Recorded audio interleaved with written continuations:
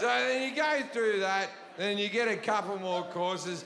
Then there's always a course that involves something. The ingredients they use aren't the ingredients that you want to fucking eat, right? If you were to buy a pork product in a supermarket and you were spending money, it would be like a pork loin or a chop, right? When in these restaurants, it's always like, this is the kidney of the thing and the fingernail of the hoof. And you are getting the rind from the pig's eye, the eye socket of the pig, and you're like, oh, I haven't got enough socket in my fucking diet. At the end, you're like, I'm eating bone marrow. I didn't know what a bone marrow fan I fucking am. And it's all shit. It's all fucking bad for you. I always feel fatter after. Look, this is the deal, right? I'm recording a special right now, so I've dropped like 7 pounds in a week by just not fucking eating. Just not fucking eating. And I come from a long line of fat people, right? I come from fat people. The reason I lose weight is because of you, the general public, and your comments on the internet. Without you and your words of wisdom, I'd be a fat fuck. But thank God you all come along and you fucking bully the fuck out of me. See, I'm not for fat shaming, but I kind of am. I'm not for any shaming, really, but I don't know why we've gotten to this moment in society where fat people are immune to being shamed, yet every other addiction in our society is shamed. I watched my mother eat herself to death. I fucking watched it. She hid food, she fucking kept on eating, she denied what she was doing, and she fucking died from it, right? I watched it happen, but for some reason, we have to look at fat people and go, you be your best self, you're looking great. Every other fucking addiction in our society we shame. You smoke a cigarette, you don't think smokers feel shame? You don't think smokers are breathing fucking smoke into their lungs going, I'm a piece of shit. I'm a parent. What the fuck am I doing with my life? We don't need you to go, you smell. You're killing yourself. Go outside. There's a section for people like you. Like fucking cocaine addicts. You don't think they feel shame? Every time a cocaine addict has a line, they literally have to look at themselves in the fucking mirror. You don't compliment a fucking meth addict who's picking scabs off their face like, you be you. You're living your best life. No, but eating, we have to watch people get fat as fuck and compliment them? Fuck off. Should be the same as smoking. A fat cunt comes into a donut store, the person behind the counter should be able to go, you're gonna have to eat that outside. They'll go outside with their donut, and they'll have a little roped off section. Let's make it small, give them a fucking incentive. They can stand out there with the other fatties and look at each other and go, oh. Do you remember when we were allowed to eat on planes?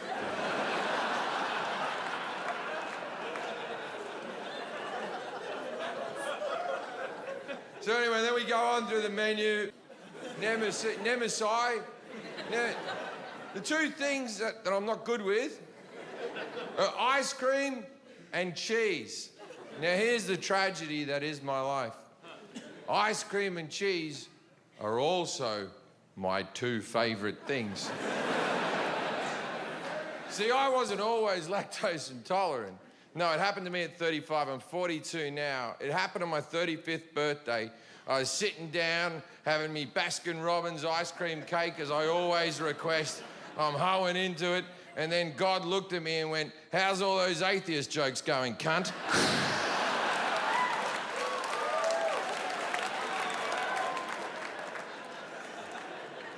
So now I can't eat ice cream and cheese, right? But here's the thing. I still eat ice cream and cheese. With the full knowledge that I'm gonna shit myself, I still fucking do it, right? I actually, what I do is if I have a heavy meal, I eat a scoop of ice cream afterwards, because then I know I'll shit everything out, because I'm a genius, you see? That's the Jefferies diet. You can fucking take that home with you. So I still eat ice cream and cheese, but I don't eat them out in the wild. You'll never see me on a boardwalk with an ice cream cone. No. I eat them at home amongst people who love me and respect me. Where I know where the toilet is, I know how much toilet paper we got, I'm ready to fucking go. So although I am intolerant of lactose, I still, you could argue, tolerate it. In the same way that my dad, and they got upset by different jokes in it. See, here's the thing. I didn't enjoy every joke in his special. Some of the things he said, I didn't even agree with. But you know what happened? When I watched the jokes I didn't enjoy, I got over it because I'm not a fucking pussy. Right? And I just listen to the ones I fucking enjoy. See, he said that he thought that Michael Jackson didn't fuck kids. Yeah. I think Michael Jackson did fuck kids. That's how me and Dave differ.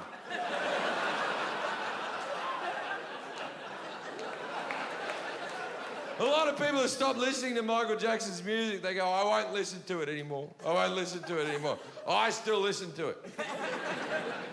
But I only listen to the Jackson 5. Because if he was fucking kids back then, it was just experimenting, and there's nothing wrong with that.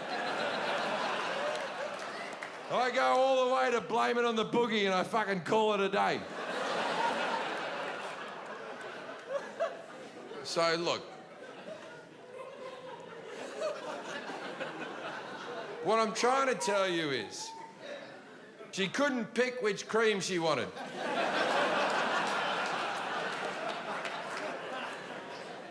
And she's looking at all the different creams, and I have to shit myself box step. And I think to myself, all right, fuck it, I've got to have a shit. Now, there's a bathroom at the back of the pharmacy, so I duck off. Now, at this point of the story, I got to tell you, right, that this girl's a germaphobe. It's vital to the story that she's a germaphobe. Now, we may have some people in the room who identify as germaphobes. And to those people, go fuck yourself. I've never met a person in my life who's interesting, who's a fucking germaphobe. You're always boring cunts who tell us all the time that you're a fucking germaphobe. Being a germaphobe is doing a lot of heavy lifting for your shit fucking personality. How dare you act like we're all diseased? Every time we shake your hand, you go, I can't, because... Every time you cook with a germaphobe, you cook and you put some scraps in the bin, you go, hey, can you take that out for the trash for me? And they're like, oh, I'd love to. But I can't. Because I'm a germaphobe. Loving it, you lick the bin. You're not special. While I'm at it, people with peanut allergies can fuck off and all. Now, I'm not saying that there aren't people with severe peanut allergies. There truly are. There's people who will die if they eat a fucking peanut.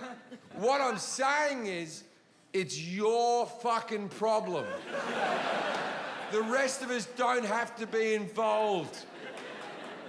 Right? Like, you ever been on a plane lately and they go like this? They go, on today's flight, we will not be serving peanuts, as there's a person on the flight with a severe peanut allergy. And you're like, all right, well, don't give them to them then. How fucking weak-willed are these cunts? Oh, I know it will kill me, but the salty goodness. Like, what do they think the rest of us are going to fucking do? Go to the air stewardess. Excuse me, who has that peanut allergy?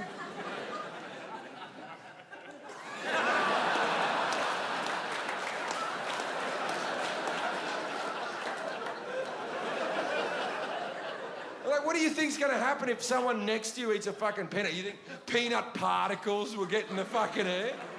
Guess what? These flights fly back and forth all fucking day. In between, they hardly clean the planes. You think they go on with a special peanutting machine and fucking fill the fucking air? So you know what I do?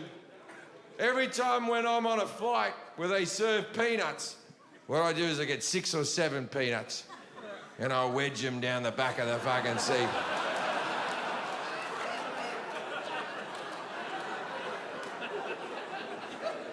And if someone ever dies, I'll be the first person to say, I was wrong.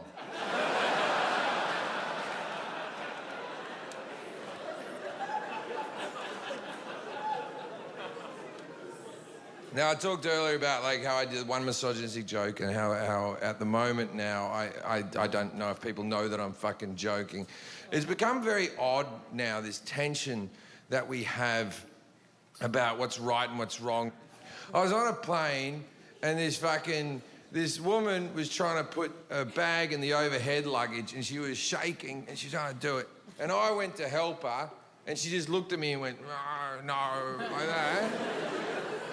And it's like, now I'm in trouble for trying to do a nice thing. That used to be my one move. I used to open doors, I used to lift bags, I used to stand up for pregnant people on buses. That was me fucking gig. That's what I had going. And now, because I tried to help her, she's like angry at me, like I'm trying to do a male patriarchy thing where I can lift this better than you. So I just told her to fuck off. And turns out she's just a woman with Parkinson's and she did need my help. But that scenario could have been different, is what I'm saying. Like I was in a movie with my son. We were watching a couple of years ago, watching the Ghostbusters movie, the new one with the female cast, right? Watching Ghostbusters. And my son, he's 4 at the time, and he turns to me watching Ghostbusters and he goes, this movie's not as good as the other Ghostbusters. And I went,